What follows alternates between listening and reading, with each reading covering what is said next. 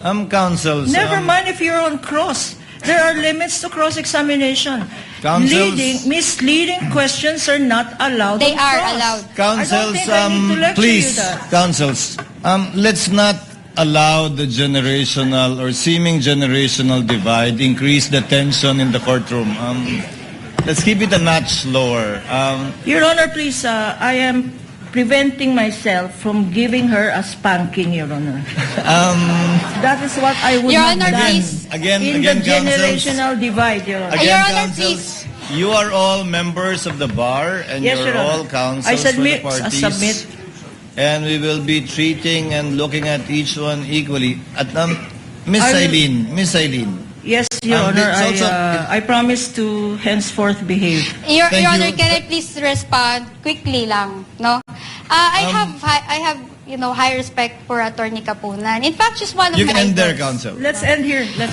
You can end there. This might with the sound high like a, respect. it might sound like a eulogy, Your Honor. I'm still very much alive. Your Honor, kahapon niya, hindi ko nga siya kinukulit, di ba? Kahit may mga questions na doon na leading, hindi naman allowed yun sa direct examination eh. I respected her. You can end her, counsel, if yeah, you respect thank you. her. Thank you. Thank you po.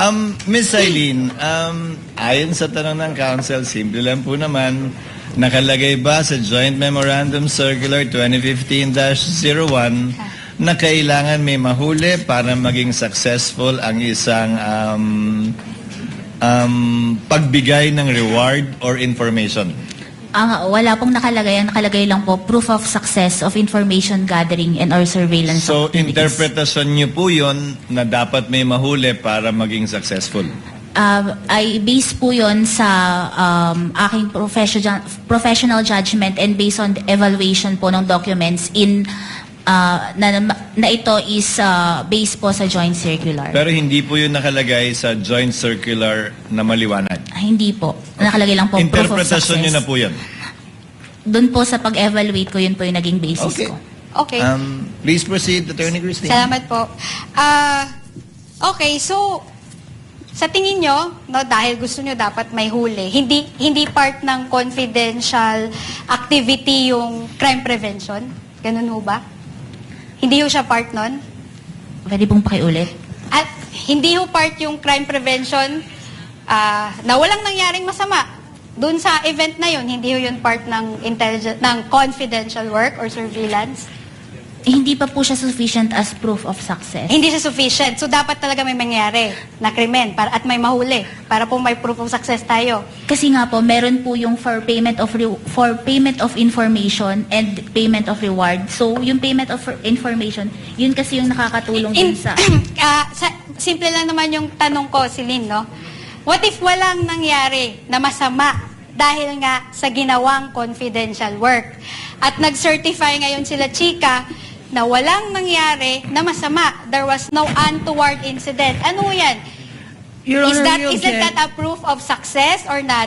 What is the objection of counsel? The question is speculative, Your Honor. This is not based on what-ifs. This is based on facts and documents submitted, not on the what-ifs of counsel for respondents. It's not a what-if, counsel, because it was stated in the report that there was no untoward incident. Actually, that would have been one of the questions of the presiding officer as well later on. Attorney Eileen, ibahin natin ang payment for reward at payment for information. Ang payment for reward, yun ang hinahanapan mo ng success. Opo, tama po. Yung payment of information, hindi mo hinahanapan ng success yun. Hindi po. Tama po ba? Opo, tama po. So yung reward, kaya yung reward ang dinisallow at yung information, hindi mo dinisallow yung bayad na yun, di ba? Hindi po na-disallow yung purchase of information. So ang dinisallow mo lang ay yung payment of reward, for rewards rather. Opo, tama At yun po. ang hinahanapan mo ng success, hindi yung information. Hindi po. Magkaiba yun? Opo, magkaiba po yun. Okay. You may proceed, counsel. Okay. So, doon sa payment of success, no, bilang requirement nyo na may dapat nahuli, no? So, ibig sabihin ho ba nun, dapat may mangyaring masama para may mahuli? Kasi po, gaya nga po nung kaninang dinidifferentiate po. Sagutin nyo lang ho yung tanong ko. Simple lang naman yun, di ba? Kailangan may mahuli. So, ano ho ba yun? Dapat may mangyari hong masama para may mahuli? yun mo, di ba po ang nakalagay doon sa probable threats is may NPA.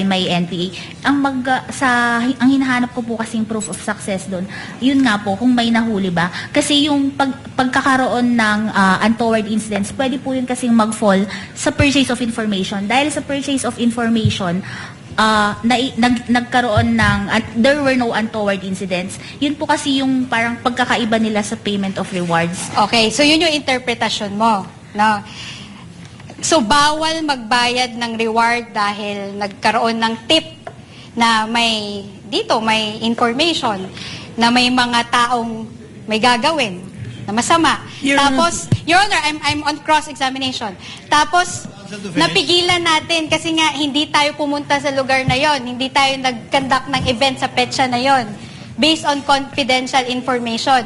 So, walang untoward incident. So, bawal ho bayaran ng reward yung tao na nagbigay ng information. Are you done with the question?